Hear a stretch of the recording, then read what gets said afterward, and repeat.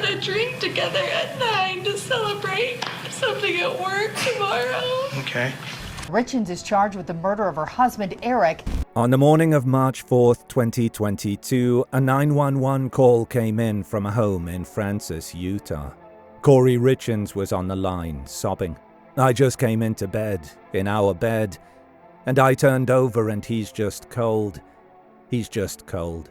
Her husband, Eric Richins, was 39 years old, healthy, successful, father of 3 young boys. By all appearances, a tragedy. A young family shattered overnight. But then the toxicology report came back, and investigators started pulling on threads. Within a year of Eric's death, Kori had published a children's book about grief, dedicated to her amazing husband and wonderful father. A year after that, she was in handcuffs. Today, she is on trial for murder. So what actually happened inside that house?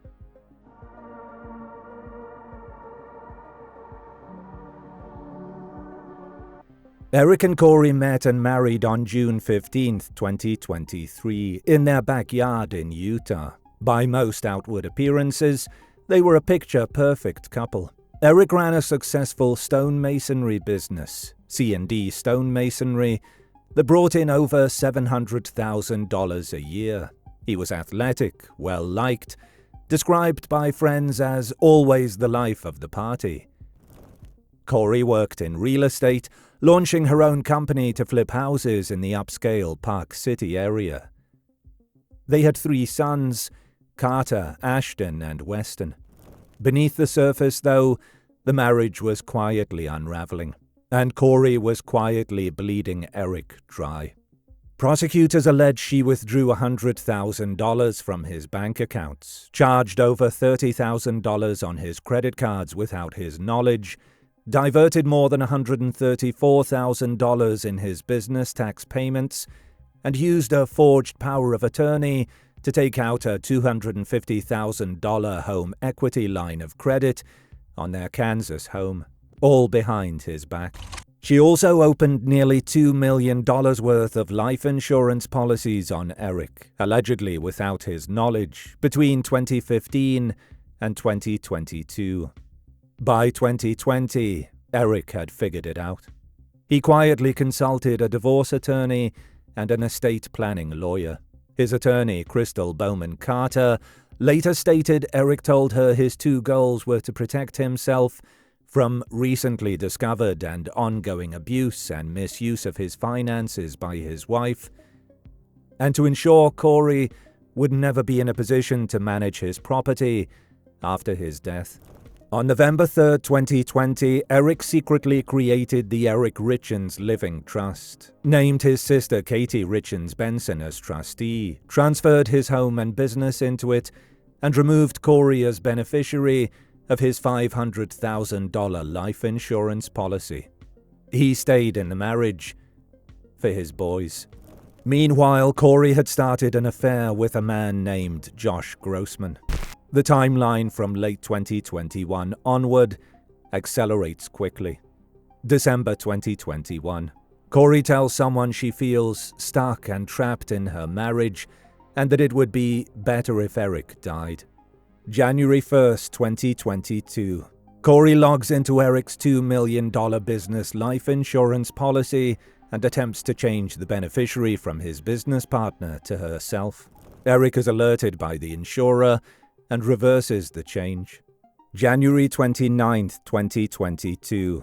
Kori applies for yet another life insurance policy on Eric, this one for $100,000, forging his signature. It goes into effect February 4th. Eric has no knowledge of it. February 11th, 2022. Kori's housekeeper, Carmen Lorber, purchases 15 to 20 fentanyl pills from a street dealer named Robert Crozier in Ogden, Utah. Kori allegedly told Lorber the pills were for an investor with back pain. The purchase cost approximately $900. February 14th, 2022, Valentine's Day. Eric calls a close friend and tells him his wife tried to poison me. He says Kouri left him a sandwich from a local restaurant. After eating part of it, he broke out in hives and felt, in his words, like he was going to die. He used his son's EpiPen and took Benadryl. Eric had no known food allergies. The next day, Kouri texts Grossman. If he could just go away and you could just be here, life would be so perfect. February 26, 2022. Kouri allegedly tells Lorber the first batch of pills was not strong enough and requests something stronger. Specifically, in her alleged words, some of the Michael Jackson stuff. Lorber purchases another batch. Late February 2022. Kouri texts Grossman, "Life is going to be different, I promise. Hang in there until Friday." On Friday, Eric Richins was dead. The night of March 3rd to 4th, 2022. Kouri and Eric are home in Francis, Utah, celebrating the closure on one of her property deals. They have a celebratory shot together. Kouri then makes Eric a Moscow Mule cocktail in the kitchen and brings it to their bedroom, where he drinks it in bed. He also takes a THC gummy. He speaks with a friend by phone around 10 p.m. and sounds normal. Kouri later tells investigators she moved to a child's room because one of the boys had a night terror and left her phone charging in the master bedroom. But phone data later showed the device was locked and unlocked multiple times during those hours, with movement recorded. Messages were sent and subsequently deleted. At 3:21 a.m. on March 4th, Kouri calls 911. First responders arrive roughly 20 minutes later. At 4:58 a.m., Eric Richins is pronounced dead. The Moscow Mule cups were never tested for fentanyl. A nanny ran them through the dishwasher before investigators could secure them. The autopsy results told the story. Eric's blood contained approximately 15 nanograms per milliliter of fentanyl, about 5 times the lethal concentration. His gastric fluid contained 20,000 nanograms per milliliter, indicating he had ingested a massive amount orally. The fentanyl was illicit, not pharmaceutical grade. Medications prescribed to Kouri were also found in his system. The morning after Eric died, Kouri accessed memes on her phone. One of Donald Trump saying, "I'm really rich," another of a woman wiping her face with money, a third reading, "Idiots, idiots everywhere." The next day, she closed a multi-million-dollar mansion deal alone. On March 5th and 6th, she hired a locksmith to drill into Eric's safe, which contained over $100,000 in cash. When Eric's sister Katie informed Kouri that Eric had placed his assets in a trust she didn't control, Kouri became, in Katie's words, enraged and physically assaulted her sister-in-law, Amy Richins, punching her in the face and neck. Kouri was later convicted of that assault separately. Katie testified about that morning at the house. "I observed she was not how she normally was. She was very well put together. She had a matching pajama outfit on. Her hair was done up. She wasn't crying like I was. She just stood there and shook her head no at me." April 13th, 2022. Police inform Kouri that the cause of death was fentanyl. Within 3 days, her search history explodes. Investigators later recovered searches including what happens to deleted messages, how do police and forensic analysts recover deleted data from phones, signs are being under federal investigation, and an article titled, "Cause of Death Usually Does Not Impact Life Insurance Payment." By June 2022, the searches had escalated further. What is a lethal dose of fentanyl? How long do life insurance companies take to pay? Can cops force you to do a lie detector test? Luxury prisons for the rich in America, and how to permanently delete information from an iPhone remotely. 2 months of text messages leading up to Eric's death, and 2 weeks after, had been entirely deleted from her phone. March 2023. Kori self-publishes a children's picture book titled Are You With Me? A story about a boy whose father, depicted with angel wings and a trucker hat, watches over him from beyond. She promotes it on local television, telling viewers she wrote it to help her 3 sons cope with their father's unexpected death. May 8, 2023. Kori Richins is arrested. She is charged with aggravated murder and 3 counts of possession of a controlled substance with intent to distribute. September 2023. A handwritten letter is found hidden in an LSAT prep book in Kori's jail cell. Prosecutors allege it contains coded instructions for her mother to coach Kori's brother into giving false testimony, suggesting Eric had sourced his own drugs from Mexico. Kori claims the document is part of a fictional mystery novel she was writing. February 23, 2026. Trial begins in Summit County, Utah, before Judge Richard Mrazek. As of this video, the trial is ongoing.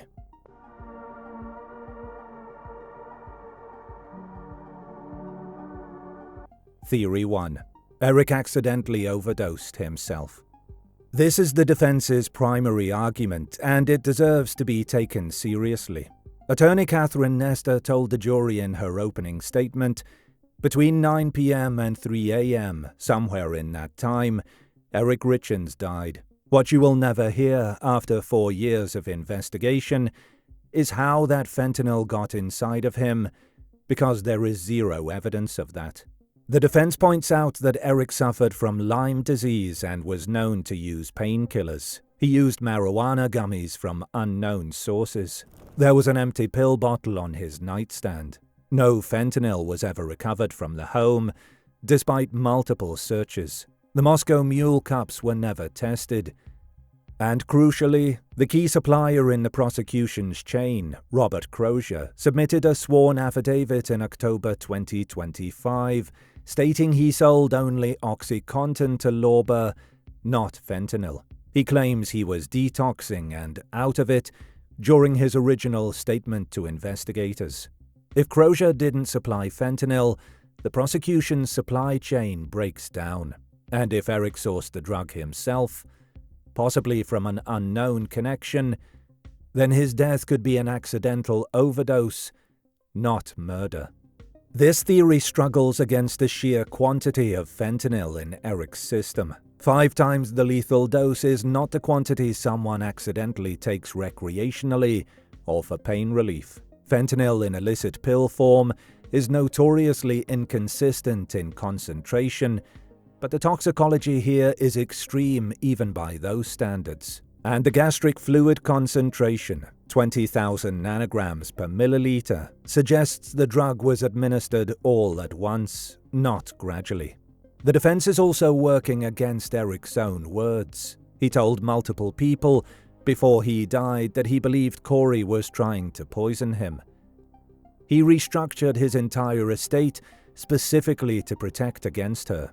And Kori herself initially told investigators Eric had no history of drug use, a claim that directly contradicts the defense's current position. Theory 2. Kori acted with help from her mother, Lisa Darden.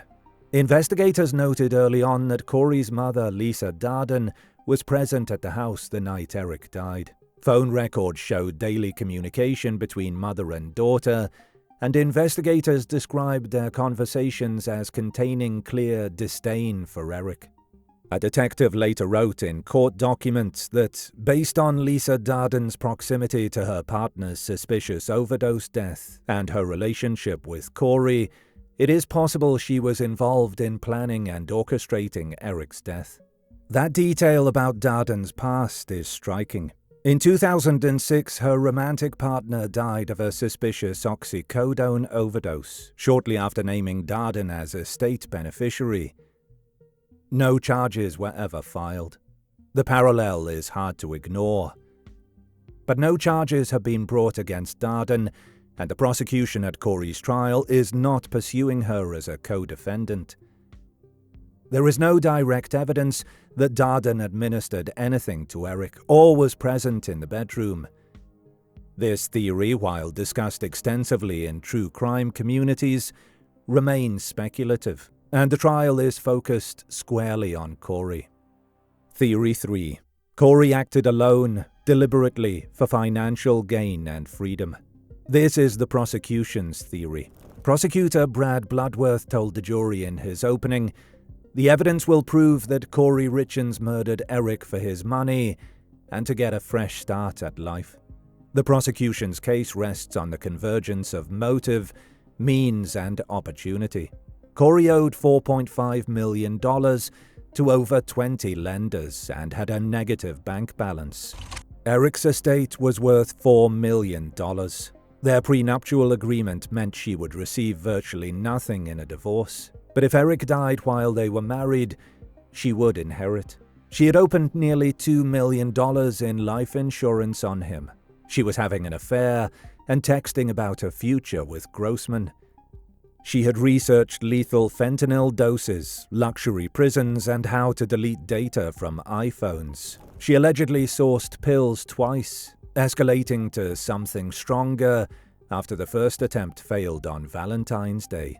And she made Eric a drink alone in the kitchen in the final hours of his life, and was the only person with him when he died. This is the theory we'll come back to.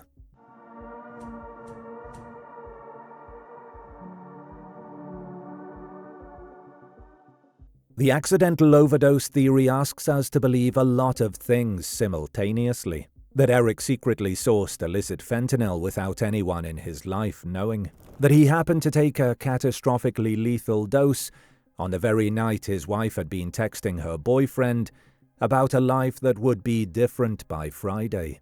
That he also happened to die the week after Kouri had acquired stronger pills. And that Kouri's searches for lethal fentanyl doses and how to delete data from her phone were just unfortunate timing. Each of those coincidences is possible in isolation.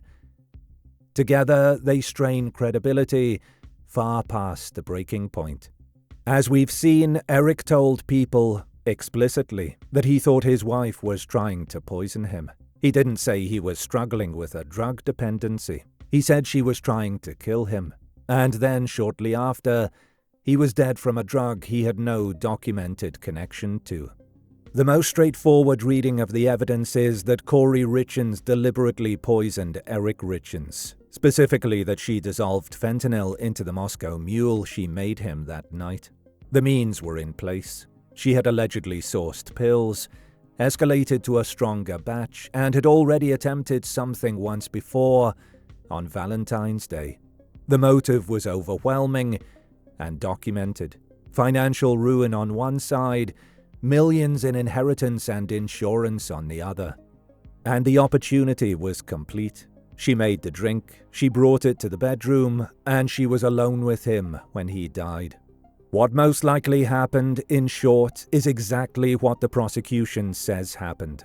A woman who had run out of financial options, who was in love with someone else, who had systematically deceived her husband for years, and who knew he was working to legally protect himself from her, chose to take the most permanent solution available to her.